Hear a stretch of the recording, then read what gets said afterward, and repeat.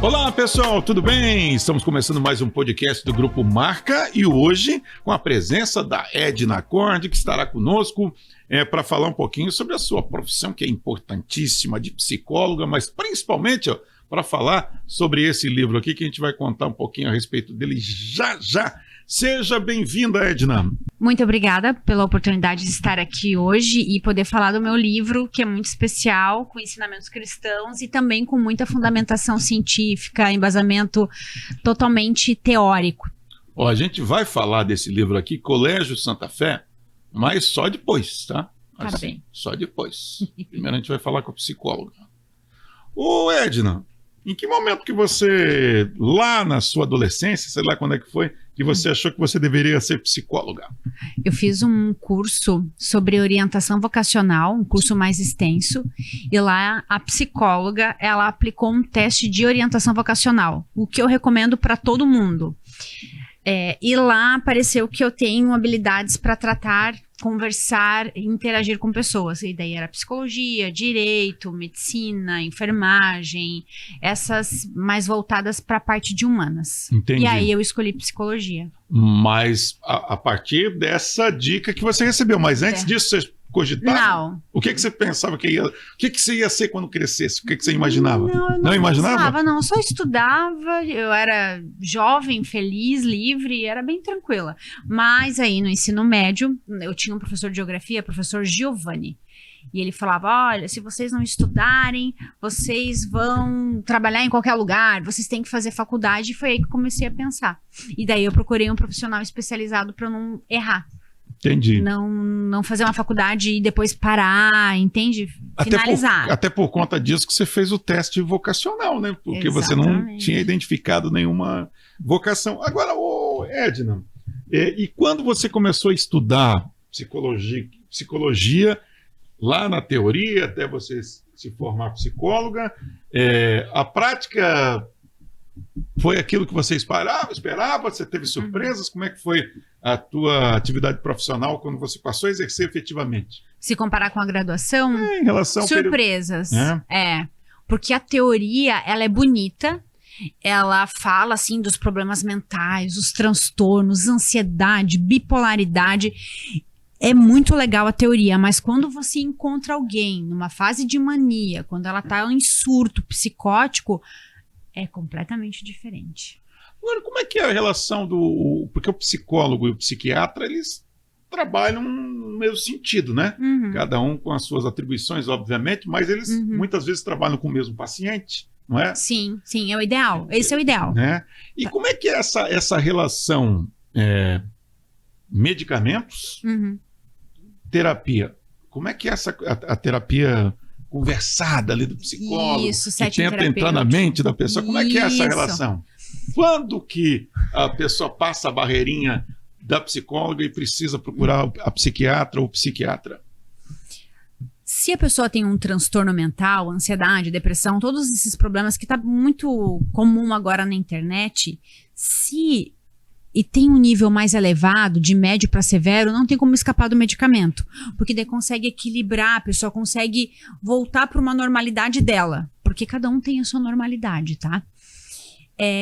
E aí, junto, paralelo a isso, o ideal é fazer uma terapia. Psicoterapia, psicanálise, etc.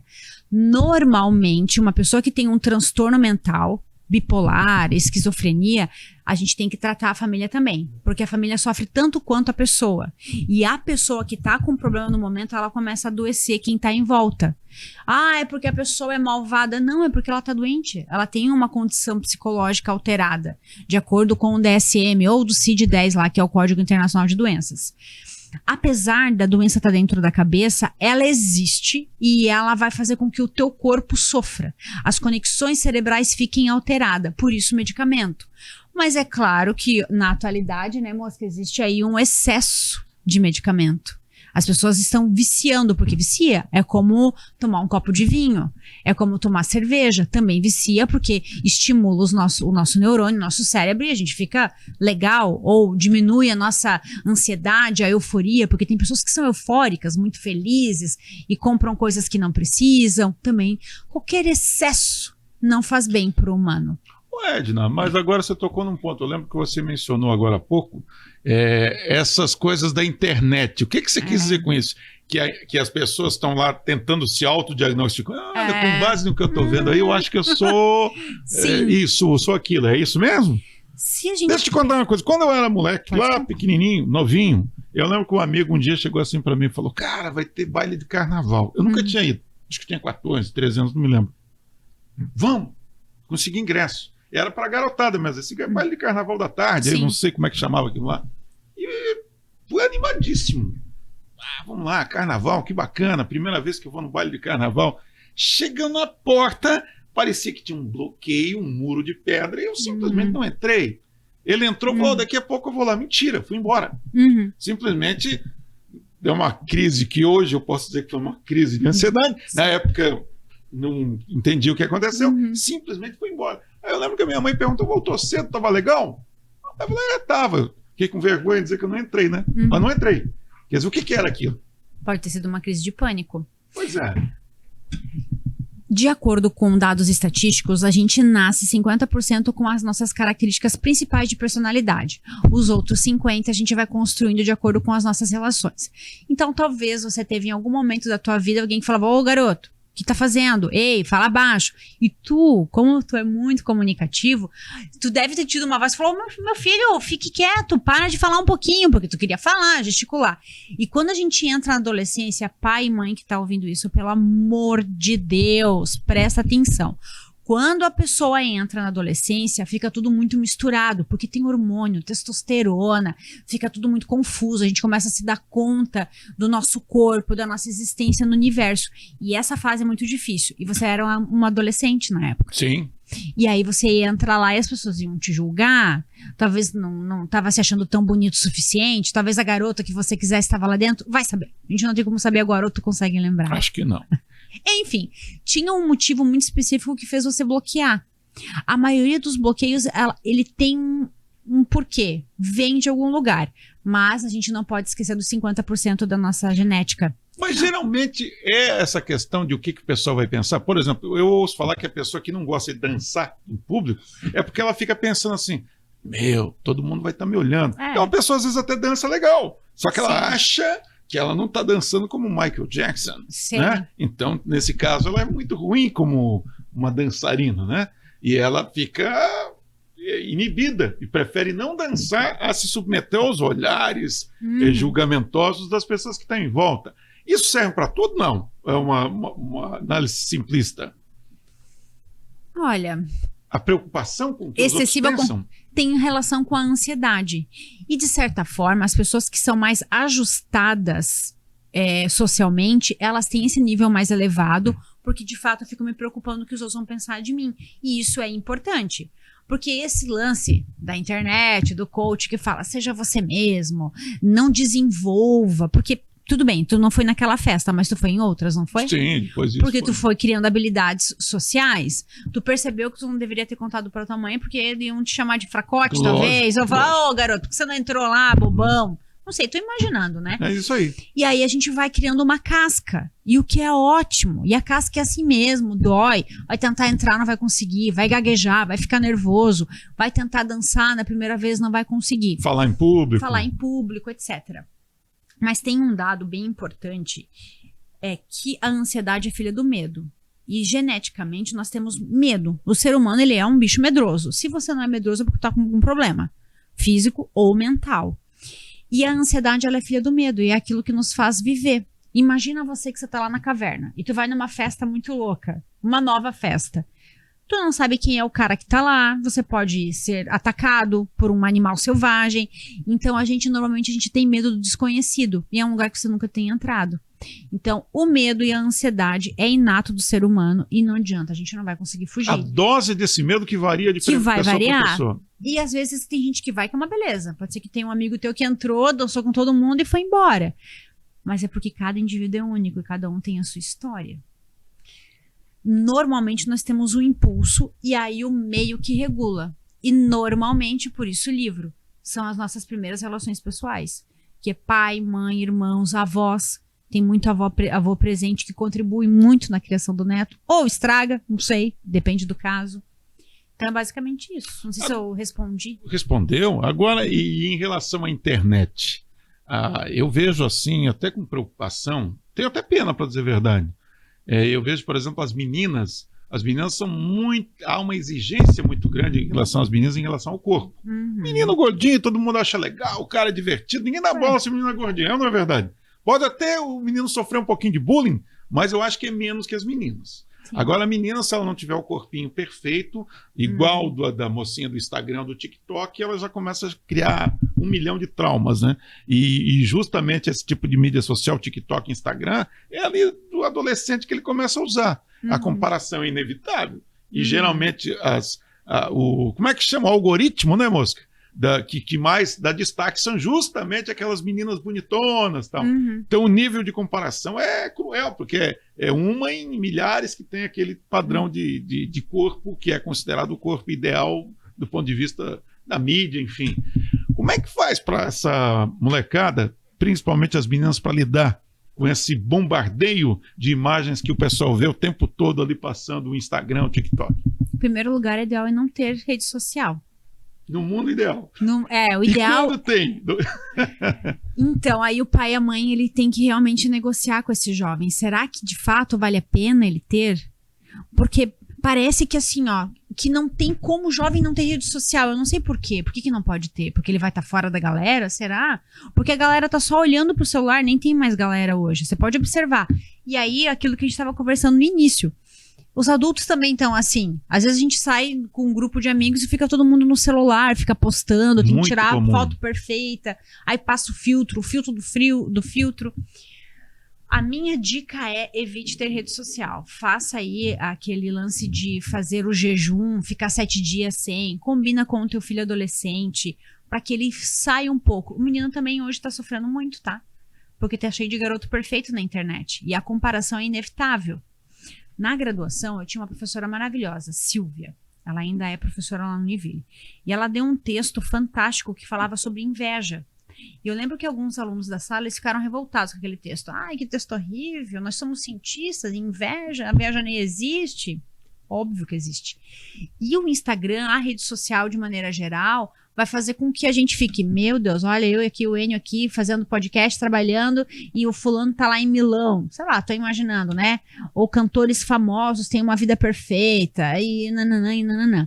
Essa comparação adoece. Tem pesquisas já que provam que pessoas que ficam mais de 2 horas por dia em rede social adoecem mentalmente.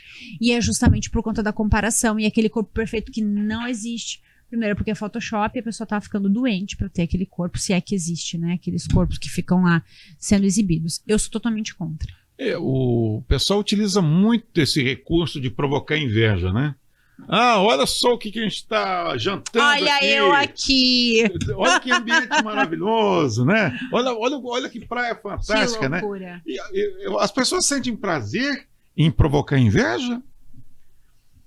Pode ser. Pode Realmente ser? Não tem nada estatístico que eu conheça, mas eu tenho uma empresa que cuida da rede social lá do escritório e existe já, talvez seja até de conhecimento de vocês, mas existe maquete que você entra para fingir que tá dentro de um jatinho. Aí você vai, tira foto e posta lá na tua rede social.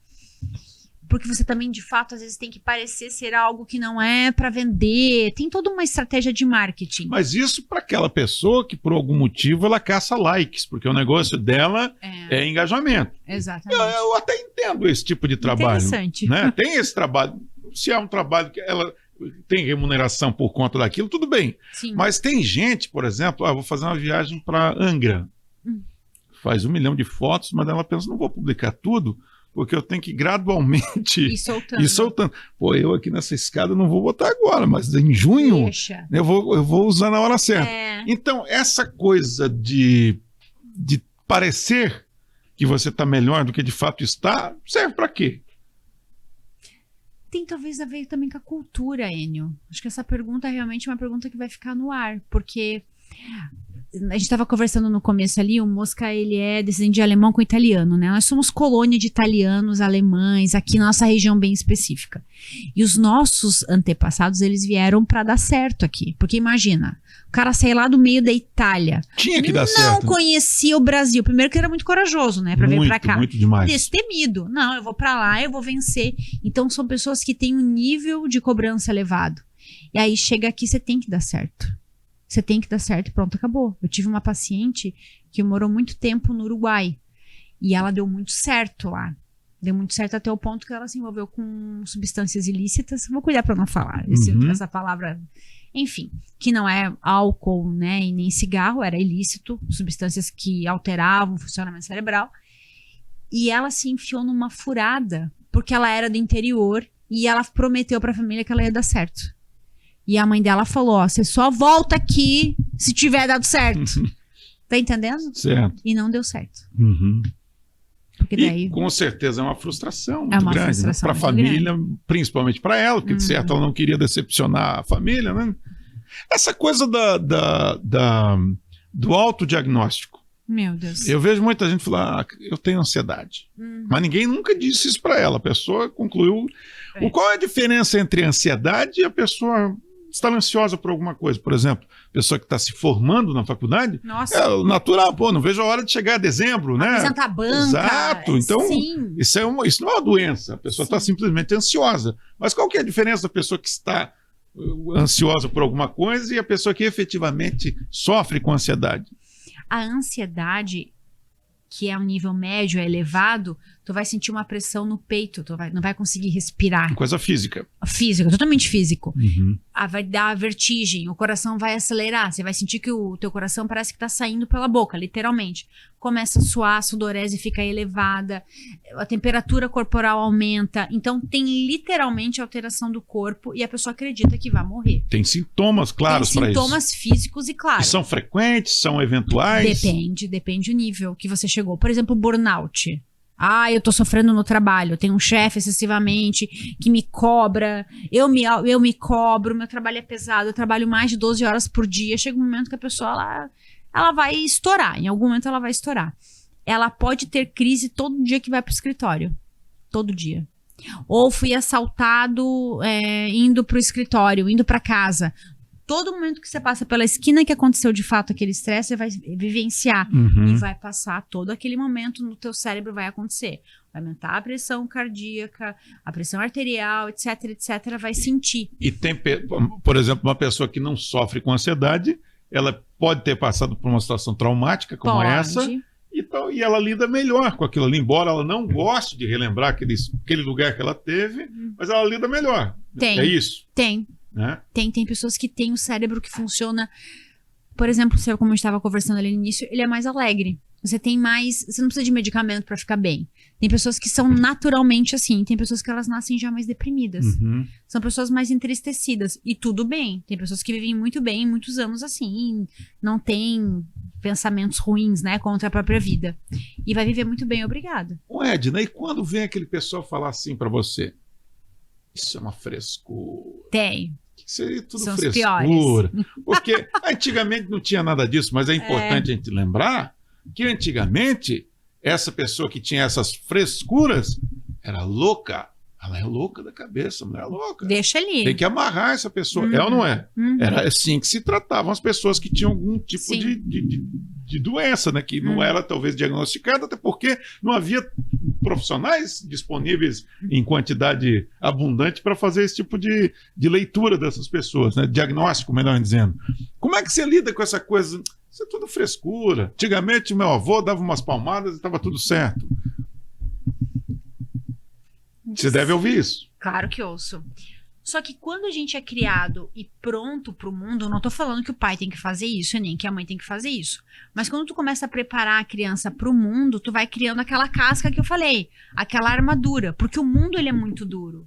Então, por mais que, eu tenho aí um TDAH, eu sou hiperativa. Eu sou meio desatento.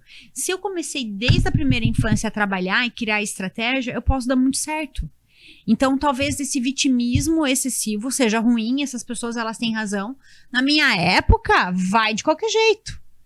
E ia mesmo, e as coisas davam certo. Porque nunca na história da humanidade, nunca, tantas pessoas tiraram a própria vida como agora, na atualidade. Mas proporcionalmente ao número de habitantes? Proporcionalmente. Na literatura escrita, né? Talvez, sei lá, milhares de anos ocorreu, mas a gente não sabe. Então a gente sabe aí há pouco tempo, há, sei lá, 3.000 anos mais ou menos, tipo Sócrates, que faz aí uns 2.500 que ele viveu aqui na face da Terra e ficava lá catalogando quais eram as doenças físicas. Então, existe um adoecimento mental que nunca aconteceu. Eu acredito que seja o consumo de rede social e essa loucura de que a gente tem que ter sucesso o tempo todo. A gente tem que ser feliz, tem não sei o quê, porque a vida não é bem assim. A gente não é feliz o tempo todo. A pessoa é feliz ou ela fica feliz? Pode ser também. Ela decide ficar feliz. Eu quero ficar bem hoje. Mas essa alegria maluca que as pessoas querem ter não existe, na verdade. A vida é muito dura, né? É que tem algumas... Ela é muito pesada. É que também esse conceito de felicidade relacionado ao que se possui, que se conquista, também é muito relativo, porque eu conheço pessoas muito simples. Muito feliz. Cara, olha, hoje eu tenho um jantar aqui maravilhoso. Eu fritei 2 ovos, tem esse miojo, e olha só, eu não vou falar a marca, sabe aquele suquinho de pozinho? Sei. De morango, olha que maravilha. Que delícia. E o cara lida bem com isso. Já tem gente que vai jantar, sei lá, caviar, vinho importado, e tá num baixo astral danado. Triste. Então, não necessariamente é a situação financeira, a conquista que a pessoa obteve, que tem relação com o estado mental da pessoa, né? E o ser humano, ele é o ser vivo mais frágil que existe. Eu sou o cara. Não é, cara. Nós somos totalmente frágeis. Inclusive, o ideal é que a gente viva mesmo em pequenos grupos. Que a gente se conheça, que a gente conheça o vizinho. E a gente não conhece o vizinho. Tu conhece um monte de gente pela rede social, você manda mensagem pra um monte de gente, tem um grupo de não sei o quê, do vizinho, do grupo, da família. Só que a gente não tá mais vivendo em pequenas comunidades. E o ser humano só chegou onde chegou justamente por isso. Porque a gente se unia. E essa questão social que foi tirado na pandemia, porque a gente foi obrigado, né, a ficar isolado dentro de casa, fez com que as pessoas ficassem muito loucas. É a coisa muito loucas mesmo, assim. Mas é aquela coisa da tribo, o nosso pessoal tá junto aqui? Nós temos que ter as tribos, nós temos que viver em sociedade em grupos menores. Tem aqui a galera da rua que eu me reúno, aí entra a religião. Que muita gente, né, os limpinhos, eu sou mais intelectualizado e eu não quero ir na igreja porque eu sou ateu, sei lá o que é. Cara, não inventa moda. É moderno ser ateu, né? É moderno. Na graduação existem movimentos fortes contra a religião. E não pode, isso não pode. A gente precisa viver em grupos, ir para a igreja. Pessoas que frequentam cultos ou que vão na novena da igreja católica, ou que rezam o rosário, ou que vão lá no louvor, elas vivem mais, melhor, consomem menos substâncias, menos álcool. Álcool é medonho, ele faz muito mal para a conexão cerebral. Então, se a pessoa já é deprimida e tenta tomar para ficar alegre, vai ser o contrário. O efeito rebote vai ser muito pior no dia seguinte. Então, se não estava ruim, vai ficar muito pior. Então, porque, por exemplo, eu ouço muito da garotada, muito. Adoro. Deus não existe. Meu Deus. Não é nem uma questão de religião, né? Sim. É uma... Me parece... E quando eu falo isso, claro que existe ateus desde sempre, né? Desde quando a humanidade descobriu Deus, alguém não acreditava nele, né? Mas me parece que é um movimento muito moderninho. Sim. Quer dizer, é uma onda legal. Você acredita em Deus, então você é careta, você não é da nossa galera aqui que não acredita. Né? Isso é um fator, e eu nem estou dizendo aqui que você tem que acreditar ou não acreditar em Deus, sim. Eu só estou constatando o que a gente vê.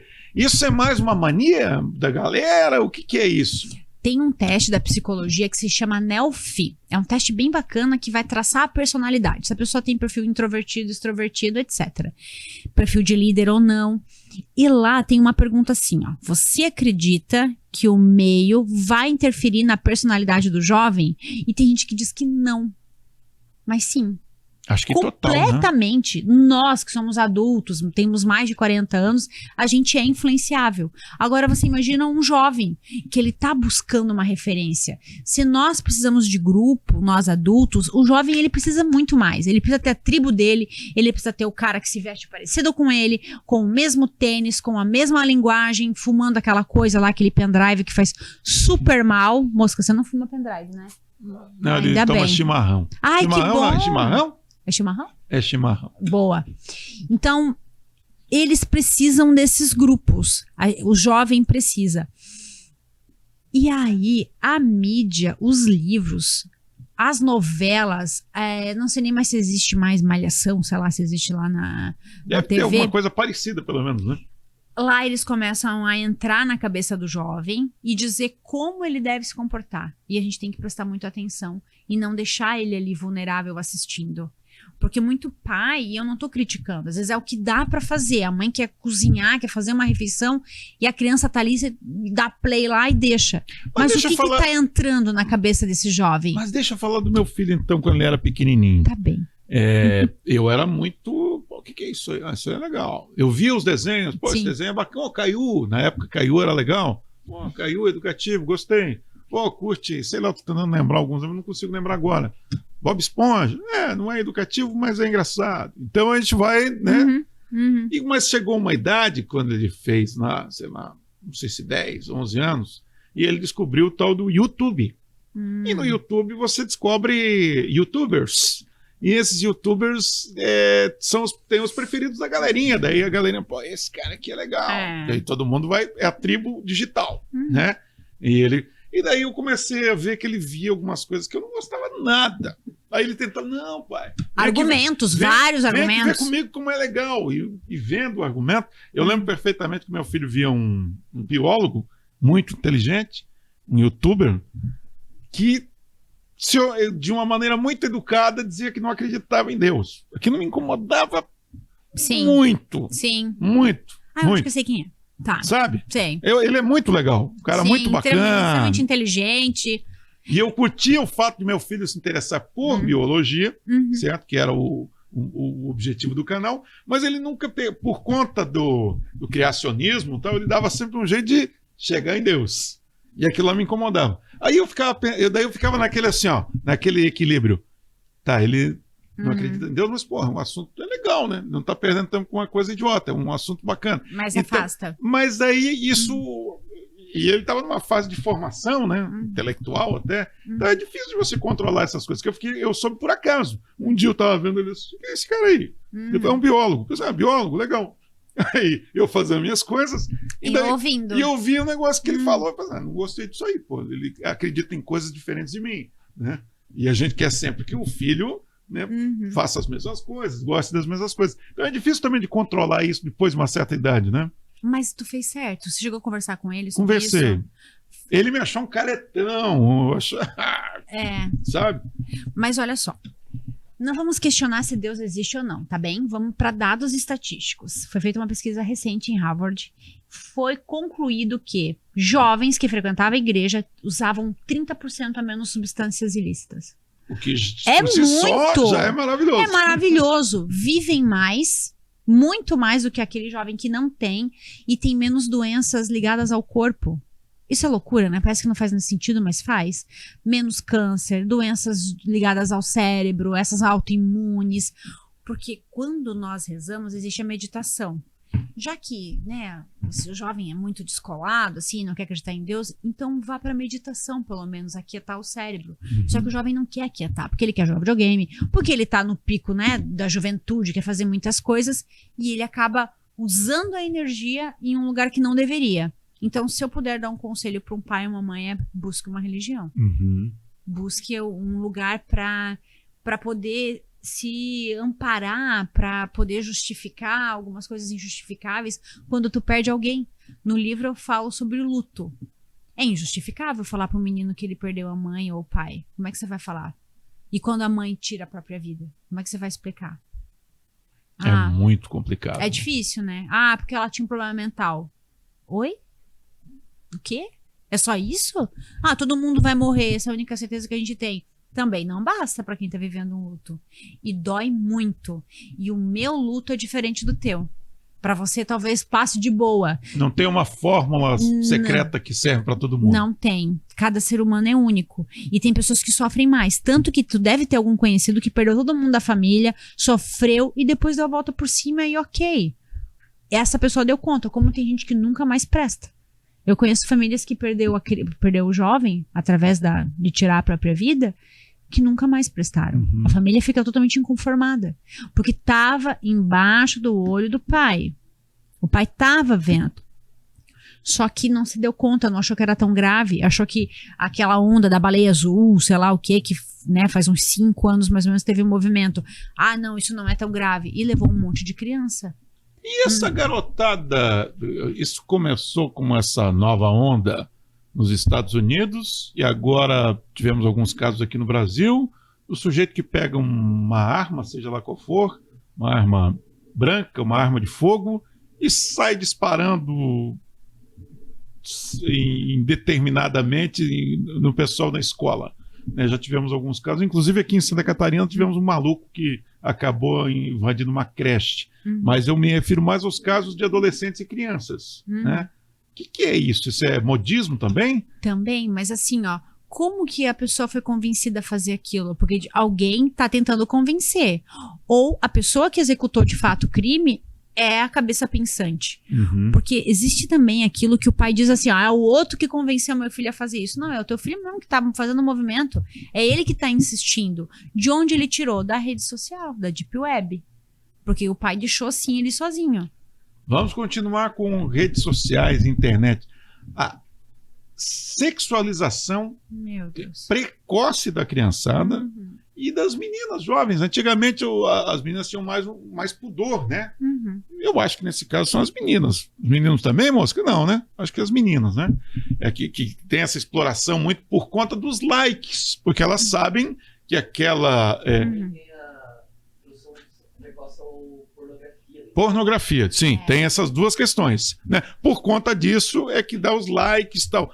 Como é que se lida? Como é que a mãe e o pai vai falar pra mocinha? Olha, você tá tendo um monte de curtida aí, mas essa foto de biquíni, será que precisa postar isso aí, de shortinho? Não tá exagerando? O que tá acontecendo? Como é que se faz para controlar isso? Pensando como pai e como mãe. É através da fé mesmo, muita conversa. E explicar, tem que ter uma união na família, tem que ter com muitas conversas e perguntar por que você tá fazendo isso. Ah, porque eu vi que a fulana de tal, sei lá, a Anitta. Teve 5.000 curtidas. E ela tá rebolando lá e fez aquelas loucuras. Meu Deus, eles são os novos ídolos. A gente não tá oferecendo. Tu não pode deixar o jovem vazio. Ali, sabe, tipo uma folhinha ao vento, porque o vento vai soprar pra cá, vai soprar pra lá, e ele vai de acordo com o que tá acontecendo. E o like, ele é muito sedutor. Os caras que criaram as redes sociais, eles não estão brincando. Tem equipes de psicólogos. Se o aplicativo é de graça, o produto é você, a gente sabe disso. Eles ficam vendo a maneira que a gente move os olhos, quantos segundos eu fico em cada vídeo, tanto que agora os vídeos diminuíram. Antes a vídeo era 1 minuto, agora foi pra 90, agora é 30, agora tem os rios do Rios, que é minúsculo.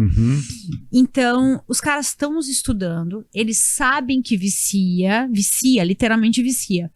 E eles estão usando isso a favor deles, né? Porque tudo, na verdade, tem a ver com grana. Aliás, essa história de aplicativo grátis... Não existe. Não existe grátis. Não. Ninguém gasta milhões desenvolvendo um aplicativo para oferecer de graça. Tipo o Twitter, né? Que foi comprado pelo Elon Musk. Você acha que nada de graça. Claro que não. Tudo tem algum sentido. Tem a ver com grana. Poder, nem às vezes tem a ver com grana, às vezes tem a ver com poder. O poder que, num segundo momento, gera dinheiro também. Gera din-din. Né? Então, e a pornografia, garotada? Porque hoje em dia a oferta de pornografia é muito abundante. Né? Antigamente, não existia isso. O menino ia lá, roubava uma revista Playboy do pai, escondido, né? Mas não existia essa oferta absurda de pornografia, inclusive pornografia extrema, né? Não é? E que vicia, Exato. né? Você tem que subir na pornografia, você tem que aumentar o nível de exposição. O que, inclusive, dizem que está até afetando relacionamentos, porque a pornografia é tão abundante que o normal já não agrada mais. Como é que é lidar com essa situação hoje em dia? Enio, é uma questão muito frágil, é muito delicado e, de novo, é a exposição. Nós temos que evitar que o jovem esteja ali se tu não sabe o que está acontecendo. O meu filho está dormindo. Será? Será se tirou o celular? Mas ele tem que saber do futuro dele. Ele é um jovem, ele não sabe do futuro. E realmente é muito tentador, você está ali com o celular. recebeu um link, recebeu uma imagem, não precisa não necessariamente entrar em sites pornográficos, né?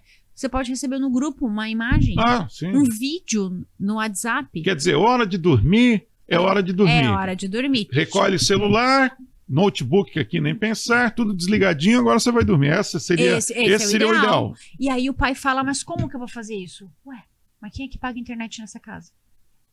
Eu atendi uma família que o menino de 10 anos veio com o diagnóstico de esquizofrenia, que é ouvir vozes. O menino tava lá, ele ouvia vozes que ele tinha que se matar, que ele tinha que botar fogo na casa, que ele era um garoto feio. 10 anos. Acontecia quando ele ia tomar banho, ele ficava muito assustado, ele gritava, etc. Só que a esquizofrenia não tem como identificar com 10 anos, porque a esquizofrenia aparece mais tarde, a partir dos 18. Mas tudo bem, a gente chega lá, né, para entender. Eu fiz uma avaliação na casa da família. E esse garoto, ele não tinha esquizofrenia, o que tinha era falta de limite. E ele jogava esses jogos online depois que chegava da escola, sei lá, às 5 da tarde, até o outro dia de manhã. Então imagina, privação de sono, ficava matando virtualmente monstros assassinos, ele me explicou como que era. A irmã dele estava no outro quarto jogando com ele, e eles jogam com pessoas do mundo inteiro. Tanto que daí eles têm até um inglês mais fluente. Tem pai que justifica isso. Mas o garoto desenvolvendo inglês. Papo furado, né? Faz o Duolingo. Pois então, vai fazer. Exatamente. Ou pode ser presencial, nem todo mundo funciona online, né? Enfim. E aí, quando eu tentei trabalhar com a mãe, tem que tirar. Como é que a gente pode criar? Que tipo de atividades que você vai fazer com ele? Eu não tenho tempo. Vai ter que ter tempo. Que tipo de atividade? Pô, vamos jogar um futebol. O menino falava pra mãe, mas eu não consigo. O pai dele que tem que ir. Enfim, resumindo, foi difícil tirar. Porque ela falou que não daria certo. Que ele não aceitaria. Tá vendo que tá errado falar isso? Porque ele tem 10 anos. Na verdade, assim, ele não tem que aceitar. Eu sempre falo pro pessoal que fica 24 horas online, vamos imaginar que uma catástrofe aconteça e a internet do planeta caia por 3 meses. Vai ser ótimo. As pessoas vão ficar ótimas mentalmente. É que eu sou de uma geração que a internet não existia. Sim. Né? Então, para mim, é uma coisa absolutamente normal. Eu não diria normal, porque hoje a gente se acostumou também com a internet, mas que a gente vai se virar bem. Né? Agora, eu fico pensando, tem pessoas que, se não tiver internet, não conseguem chegar numa rua, num bairro, porque tem que recorrer ao GPS para tudo, entendeu? Ela não é capaz de pensar, onde é que fica essa rua, bairro tal? Deve ser uma lateral, né? Tem pessoas que estão procurando agora o mercado de trabalho, mas elas não conseguem falar no telefone. Pessoas que eu digo aí acima de 18 anos, elas não conseguem falar. Alô, o que você quer? Vamos falar um recado, vou anotar o recado aqui. Não dá. Aí a empresa liga pro RH e fala, poxa, Edna, a gente contratou aqui, mas não tem alguém mais velho para contratar? Será que existe ainda alguém para trabalhar na recepção? Inclusive, outro dia eu estava vendo que o pessoal está recrutando profissionais para trabalhar com inteligência artificial. Perfeito, ótimo, uma tendência e tal. Sabe qual que é o grande problema de contratar essas pessoas?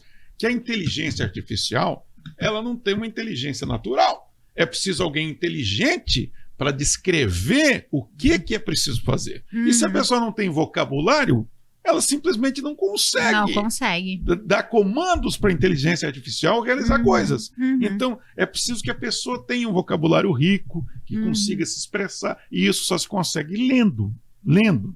Pode até ler um livro digital, não tem problema não, mas tem que ler. Tem que ler. Né? E é o que cada vez as pessoas fazem menos. Né? Escrever, então, nossa, né? Só que o jovem, ele não tá preocupado com o que o pai, o avô, o tio tá pensando, porque eles sabem tudo. Sim, claro. Porque tem o youtuber que tem 25 anos, que é milionário, bilionário, e ele sabe tudo que ele tem que fazer, porque o Bitcoin, a Bitmoeda... Eu acho isso ótimo. Eles não falam com credo. Eu fico assim, meu Deus, tá acontecendo? Inclusive, quando eu recebo jovens, assim...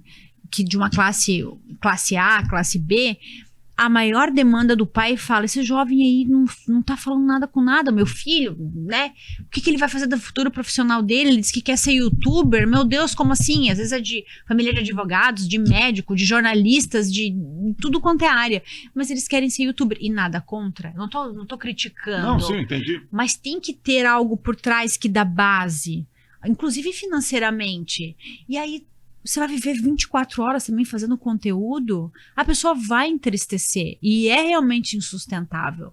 Porque você sempre vai atrás de mais likes, você tem que subir. Subir. E aí o que é importante vai ficando de lado, que são as relações, que é a sua família. Muito importante isso, né? Garotão que chega na internet com 20 anos, vou te mostrar como é que eu consegui faturar R$1 milhão por mês fazendo isso. Gente, é óbvio que é mentira. Se a pessoa tiver a fórmula secreta para ganhar R$1 milhão, por que ela vai compartilhar com você? Ela vai ganhar 1 bilhão, né? Não tem nenhum sentido. Só que vai explicar. Como você falou, o jovem, eu já fui adolescente, eu sei como é que é. Careta, não sabe nada. Eu que sei. Ô, Edna, quero falar do Colégio Santa Fé. Esse livro, Colégio Santa Fé, que é ilustrado pela Laura Fernanda Falquete, você que escreveu, Sim. Fala um pouquinho dele, o que é esse livro, a quem ele é destinado, o que o papai e a mamãe vão encontrar nesse livro? Bom, eu escrevi ele na minha gestação. Faz quanto tempo? 1 ano e 1 mês. 1 ano e 1 mês elas nasceram. Foi efetivamente durante a gestação? Durante a gestação. Então você levou o quê? Uns 6, 7 meses? Mais ou menos. Sim, depois eu fui melhorando, né? Uhum. Ele começou como um livro tranquilo, infantil, era só uma história, contos com ensinamentos, para valorizar os mais velhos, para valorizar a família. Nós temos uma personagem aqui maravilhosa, a professora Letícia. A gente enaltece no livro a professora, ela está em destaque. Ela está na posição que deveria estar, que é de sabedoria. Porque hoje em dia também tem esse movimento muito forte que o professor não sabe nada. E no rodapé de cada uma das páginas eu coloco dicas do que o pai deve fazer para evitar que o jovem tenha problema mental, que são aqueles problemas mais graves, como ansiedade, depressão. Eu sempre falo ansiedade e depressão porque o nível é muito alto de pessoas que têm esse tipo de transtorno. Tem um percentual? Tem um percentual de adolescentes? Não. Estatisticamente, 9% da população do Brasil tem ansiedade. Esse é um dado segundo a Organização Mundial da Saúde. Acredita-se que nos próximos anos, nos próximos 15 anos, vai chegar a mais de 50% de depressão. Vai ser a doença mais comum no mundo. Então, se isso for tratado com medicamentos, significa dizer que a indústria farmacêutica vai ficar trilionária, né? Se o pessoal continuar consumindo os medicamentos na proporção atual. Né? Mas o humano, ele não é bobo. Às vezes a gente parece bobo, mas a gente não é. E a gente já começou a prestar atenção. Por que a gente está adoecendo? Já é um questionamento. Por quê? Mas por que a rede social? A gente fica se perguntando. E aí, quando você sabe de alguém, de um filho de um amigo que se suicidou com um tiro na cabeça, você fica, meu Deus! Como assim? Isso vai acontecer com a minha família? Não, peraí. O que a literatura diz? Ah, ok, a literatura diz que eu posso fazer assim, assim, assim. E aí, talvez eu seja um pouco positiva também demais, tá?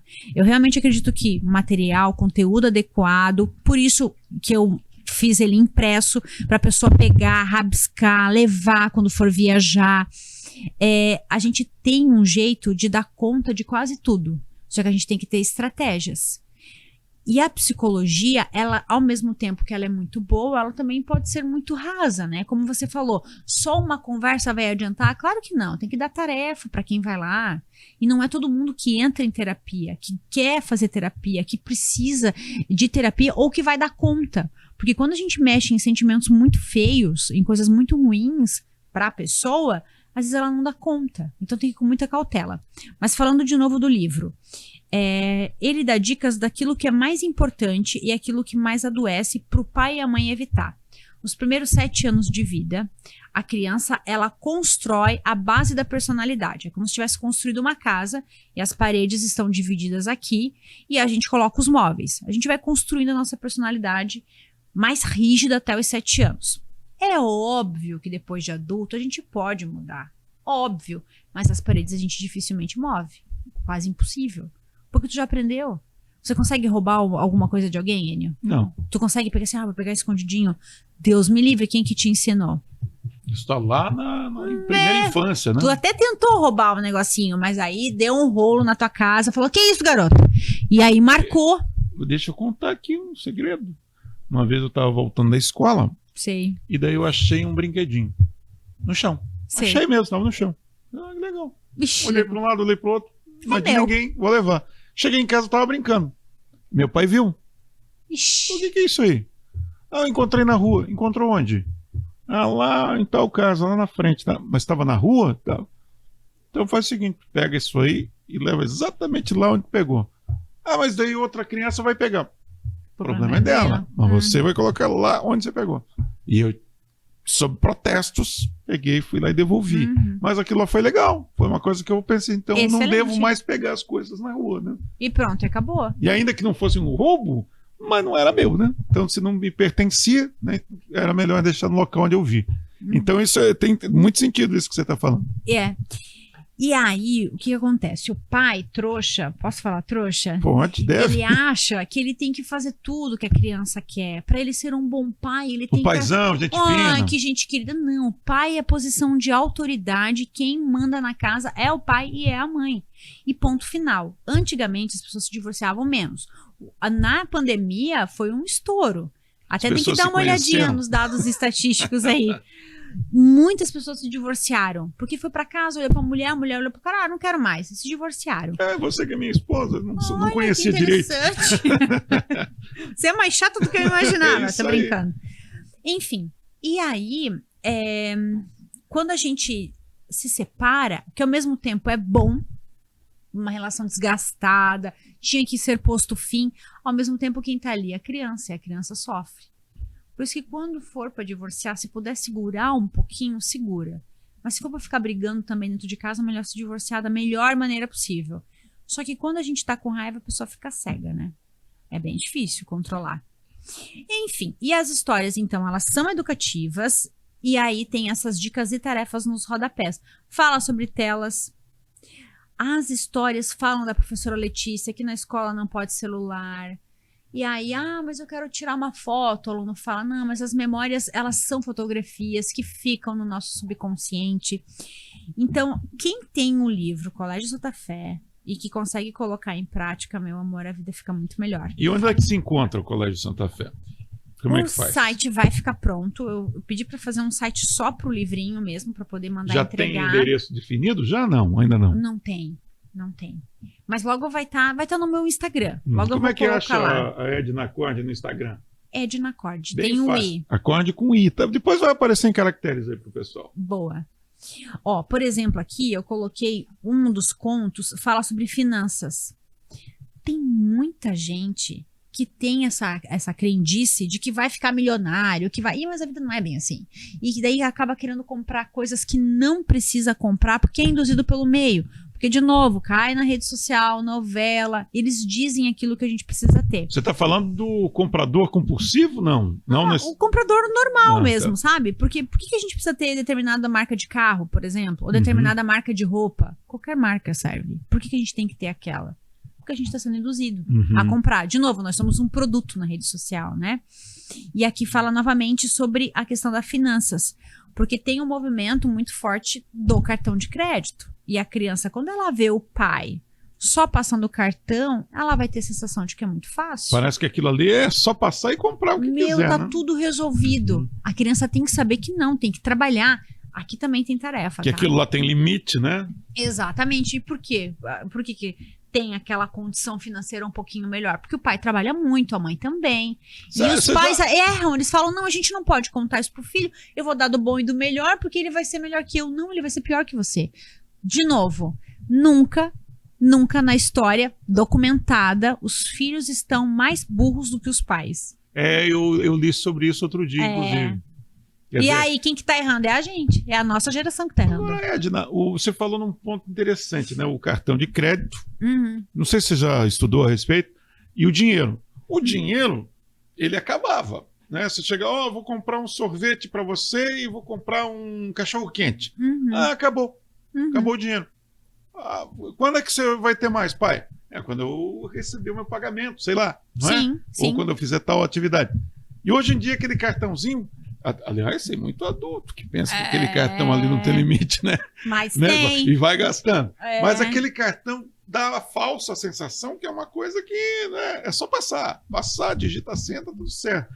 Você já estudou a respeito do quanto isso pode influenciar negativamente na cabeça da criançada quando vai no supermercado, no shopping com os pais? Tem uma dica maravilhosa que, assim, o combinado não sai caro. Isso cabe para qualquer situação. E aí você pode determinar para a criança, você tem R$100. E aí você pode ir calculando aqui na calculadora mesmo. Ó, você já gastou 20, você já gastou nananã. Ou até mesmo a criança pode estar contando, já vai exercitar matemática. Porque é didático, pensamento lógico. Não, já passou o teu R$ 100. Você quer um empréstimo? Dá até pra brincar, mas eu vou cobrar juros. Porque é assim que funciona quando a gente não paga a fatura comprada do cartão. Uma educação financeira desde cedo. A educação financeira. Uhum. Tem também um movimento de voltar ao papel, você anotar, colocar na geladeira, atrás da porta do quarto, a gente tem que voltar a anotar. Isso, psicologicamente, vai fazer com que a criança tome conta ou perceba a situação de uma maneira mais concreta, porque a criança é concreta. O ser humano, de maneira geral, é concreto. Mas, pô, essa aqui é uma caneca. Eu posso imaginar uma caneca azul, mas eu posso pegar ela também. É muito melhor eu pegar ela. Eu explicava a criança que tinha 10, agora tem 5. Semana que vem pode ter mais, porque ela tem que contribuir em casa, porque se ela contribuir, ela vai ter uma mesada maior. Tem gente que fala que tá errado. Não tá errado. A mesada tem que ser proporcional ao quanto a criança ajuda, se ela arruma a cama ou não, se ela lava a louça ou não. E, na verdade, não deveria nem ser negociável. Você arruma a sua cama e pronto. E a peninha do papai e da mamãe? Tipo assim... Não pode ter peninha. A criancinha tá lá levando um saquinho de lixo meio pesadinho, que ela é pequenininha, e não pode ter peninha, tem que dizer... Se for pesado. Claro, que pesado proporcional dá pra um ela. menorzinho. E, às vezes, a mulher moderna, que ao mesmo tempo a gente vota. Há 80 anos a mulher não votava. Eu me sinto muito orgulhosa de viver nesta época específica. Mas a gente daí veio também com muita coisa ruim junto, né? A mulher moderna, que é trabalhar fora, cuidar dos filhos. O homem não tem a mesma visão que a mulher. Eu sei que vocês se esforçam, mas o homem, ele é mais, né? Vou caçar e vou trazer a comida. E a mulher, ela tem essa visão mais do todo, conhece o choro da criança, sabe se o filho está bem só do jeito de andar. E o pai, não tô falando mal, tá? Ele tem uma visão diferente. Prepara o filho melhor para o mundo, inclusive. Os dois têm as suas qualidades. E ao mesmo tempo que a mulher tem esses benefícios de poder sair com as amigas, tomar drink, eu se eu quiser eu me separo, crio minhas filhas e tudo bem. Mas ao mesmo tempo é muito pesado. Então a gente não tá criando bem. Eu tô falando a gente de maneira geral, tá? Nós temos que voltar, olhar para dentro de casa, parar de viajar, porque isso é uma viagem na nossa cabeça, achar que a gente vai ficar famosa, que a gente vai ficar rica, vai ficar milionária, Não, se a gente fizer o nosso trabalho muito bem feito enquanto mãe, se a gente cuidar dos nossos pais, que cuidaram tanto da gente, se a gente pagar as nossas contas, se a gente for honrado, é o básico e dá pra ser muito feliz desse jeito. Acho que essa busca constante de ter, não vai te deixar feliz, vai te deixar vazio. Agora que eu ia entrar nas perguntas polêmicas, o Mosca falou que tá acabando o tempo. Acabando? Mas outro dia a gente chama a Edna aqui. Tá bem? Edna Acorde, o nome do livro é Colégio Santa Fé. Se você quiser, você procura lá no Instagram, Edna Acorde, com I. Como tá aparecendo aí nos caracteres, tá vendo aí? Viu, Mosca? É assim, né? Então tá certo. Que bacana. Ficou bem lindo. E a paleta de cores é para transmitir tranquilidade. Porque a ideia é para acalmar. É de leitura compartilhada a partir de 6 meses, 1 ano, até os 7 anos. 6 meses a criança entende? Entende. Tem certeza? A voz do pai, da mãe, ainda mais se o pai foi presente durante a gestação, vai acalmar. Ah, é? Tem criança que já fica treinando a fala. E aí a gente subestima a criança. Ela entende sim. E ela percebe que foi um momento muito gostoso. Porque ficou junto com a mãe, ficou junto com o pai, percebeu que a luz deu uma diminuída, que a casa ficou mais calma, as cores da natureza nos acalmam, diferente das telas. Aí o que às vezes acontece? Chega em casa, a mãe quer lavar a louça, sei lá, tô imaginando, né, fazer a comida, taca a tela na cara da criança, ela vai ficar eufórica, não vai dar certo, dá o livro na mão deles. Eles folheiam. E esse, por exemplo, esse papel ele é um pouquinho mais durinho. Então a criança vai manusear, vai amassar? Vai. Mas tudo bem, não tem problema. A ideia é que amasse mesmo. Porque o tal da telinha, muitas vezes tá incomodando, dá uma telinha que relaxa. Não, bem pelo contrário. Aí Mas depois tu não tira. Mas aí a pessoa fica, a criança fica ali focada naquilo e a pessoa consegue fazer a atividade, seja lá qual for que ela está fazendo. Sim. É um recurso que você utiliza que não é o indicado, né? É péssimo. Não faz. Pelo amor de Deus, não faz. Falamos hoje com a Edna Acorde. Ela é psicóloga e atendeu o nosso convite para bater um papo aqui. Tinha um monte de perguntas para fazer, mas infelizmente nós não temos mais tempo. Então, uma próxima vez. Tá bem. Muito obrigada ao Grupo Maca. Legal. E a gente volta com mais um podcast do Grupo Marca em breve. Tchau, pessoal!